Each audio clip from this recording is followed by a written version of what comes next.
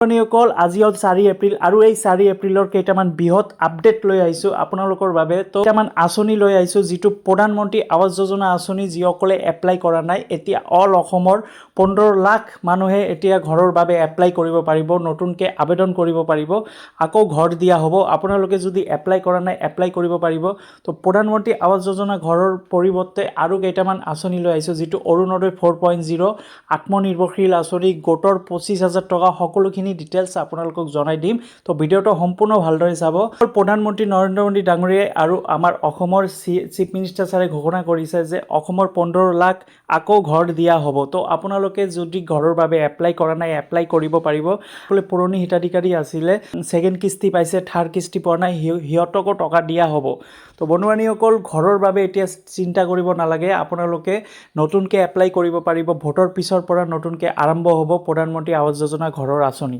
অৰুণোদয় আঁচনি 4.0 আহি আছে। আপোনালোকে যদি অৰুণোদয় আঁচনি 4.0 এপ্লাই কৰিব বিচাৰে তেন্তে এপ্লাই কৰিব পাৰিব। ভোটৰ ৰিজাল্টৰ পিছতে জুন মাহৰ পৰা আৰম্ভ হ'ব যিটো অৰুণোদয় 4.0 মহিলাৰ বাবে এটা ডাঙৰ ভাল খবৰ। তো আপোনালোকে এতিয়া 1250 টকাৰ সলনি 3000 টকাকৈ লাভ কৰিব পাৰিব প্ৰতি মাহে।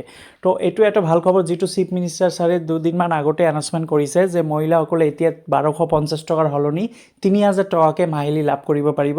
আৰু অৰুণোদয় 4.0 জুন মাহৰ পৰা এপ্লাই আৰম্ভ হ'ব। যদি আপোনালোকে কোনোবাই এপ্লাই কৰা নাই এপ্লাই কৰিব পাৰিব।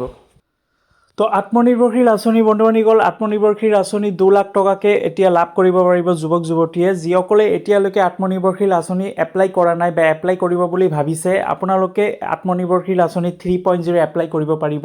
10 লাখ যুৱক যুৱতীক 2 লাখ টকাকৈ দিয়া হ'ব। এই মুখ্যমন্ত্ৰী আত্মনিৰ্ভৰশীল আঁচনি কেতিয়াৰ পৰা আৰম্ভ হ'ব? আপোনালোকে ভোটৰ পিছৰ পৰাহে, ভোটৰ ৰিজাল্টৰ পিছৰ পৰাই এপ্লাই কৰিব পাৰিব।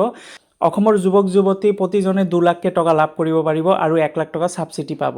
তো 10 লাখ যুৱক যুৱতীক এই মুখ্যমন্ত্ৰীৰ আঁচনিৰ যিটো 2 লাখকৈ টকা দিয়া হ'ব। অসমৰ যুৱক যুৱতী সকলোৱে 2 লাখকৈ টকা লোন পাব। 2 লাখৰ ভিতৰত 1 লাখ টকা আপোনালোকে ছাবচিডি পাব।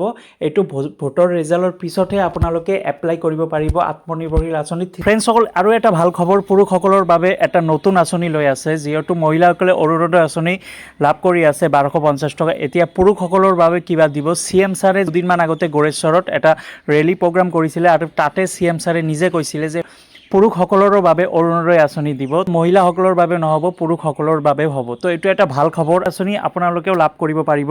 CM ছাৰে গোৰেশ্বৰত এটা প্ৰগ্ৰাম কৰিছিলে আৰু এই প্ৰগ্ৰামতে নিজে কৈছিলে যে অৰুণোদয় আঁচনি এতিয়া আপোনালোকে পুৰুষসকলৰ বাবে কিবা এটা কৰিব।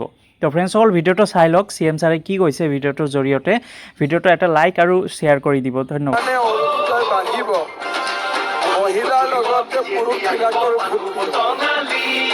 হয়নে নহয়? কালি মই এটা সুধি আছিলো এখন মিটিঙত, অৰুণোদয় কোনে কোনে পোৱা নাই, মতা মানুহবিলাকে। তেতিয়া মই মনত ভাবিলো মতা মানুহৰ কাৰণেও নতুন কিবা অৰুণোদয় টাইপ এটা উলিয়াব লাগিব, হয়নে?